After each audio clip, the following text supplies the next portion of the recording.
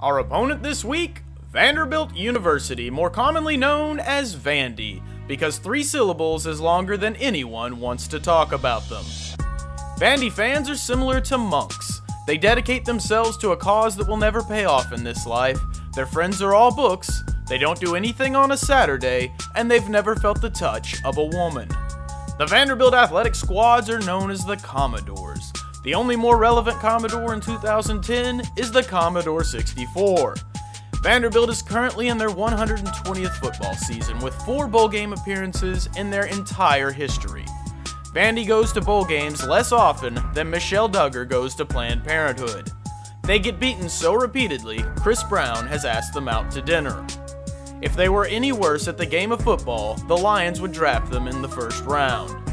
Vanderbilt University is located in Nashville, the home of country music. This is an appropriate place for the Doors, since you have to be drunk and crying to really appreciate Vandy football. Vandy is coached by Robbie Caldwell, a turkey inseminator and possible Sasquatch. There hasn't been a more awkwardly matched pair since Tara Reid's breast surgery.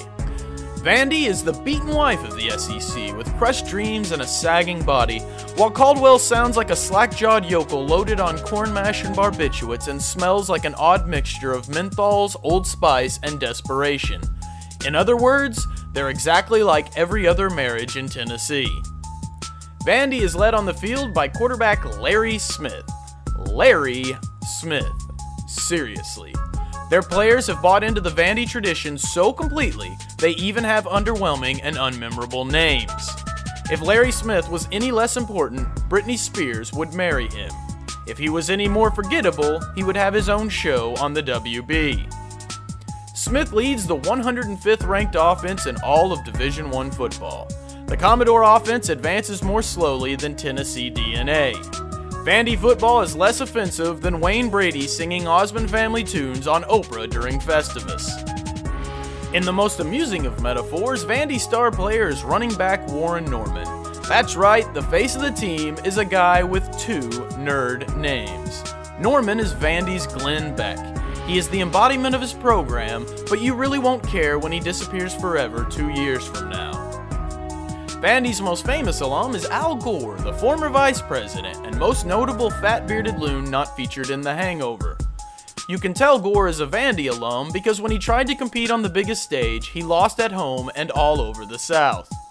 Here's to you, Vanderbilt.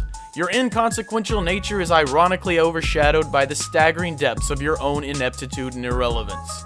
You bring less to your conference than Neville Chamberlain. You mean less to your game than the select button, and you win less on grass than Cheech and Chong at the Oscars. Don't go away mad, Vanderbilt. Just go away inferior.